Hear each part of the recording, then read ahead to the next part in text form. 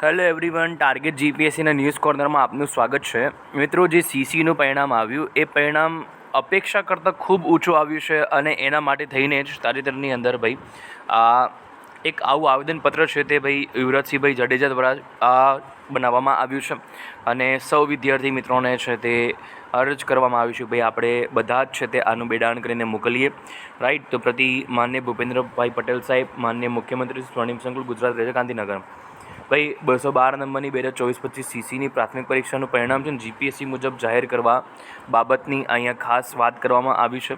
ભાઈ ઉપરોક્ત વિષય જણાવવામાં આવ્યો છે કે ભાઈ 1/4થી લઈને 20/5 સુધી જે પરીક્ષાનું આયોજન થયું, સીસીની પરીક્ષાના નોટિફિકેશનના પેજ નંબર 25ના મુદ્દા નંબર 7માં જણાવેલ છે કે ભાઈ 7 ગણા ઉમેદવારો બોલાવવામાં આવશે અને 19/9/2024 પ્રસિદ્ધ થયું એમાં કુલ જગ્યાના 7 ગણા ઉમેદવારોને પાસ કરે છે, જેમાં દર્શાવેલ કેટેગરી વાઇઝ 7 ગણા ઉમેદવારોનું શરતનું પાલન થયું નથી, જેથી મોટાભાગના ઉમેદવારોને અન્યાય થાય છે. અહીંયા જીપીએસસી દ્વારા પણ ક્લાસ 1, 2 તેમજ સુપર ક્લાસ 3 પરીક્ષામાં કેટેગરીના 7 ગણા ઉમેદવારને મુખ્ય પરીક્ષા માટે લાયક ગણવામાં આવે છે, જેથી ગુજરાત ગૌણ સેવા પસંદગી મંડળ છે બરાબર, તે જીપીએસસી મુજબ સીસીયુનું પ્રાથમિક પરીક્ષાનું પરિણામ જાહેર કરે.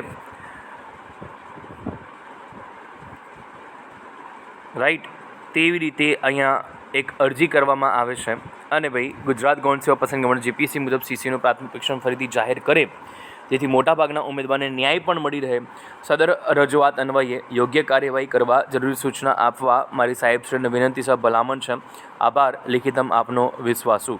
તો મિત્રો, બસ એક જ વસ્તુ છે અહીંયા કે પ્રોપર અહીંયા રજૂઆત છે, આપણે રજૂઆત કરવાનું આવેદનપત્ર છે આવ્યું.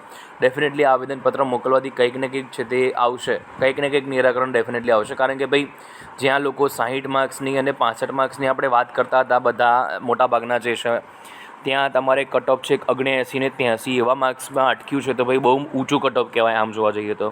રાઈટ.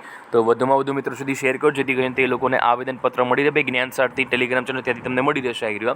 તમે ત્યાંથી આને ડાઉનલોડ કરીને બરાબર છે એની પ્રિન્ટ કરીને તમે પણ તમારે ત્યાં આપી શકો છો, ત્યાંથી બિડાણ કરીને મોકલી શકો છો. જય સોમનાથ, જય દ્વારકાધીશ, જય જય ગરવી ગુજરાત.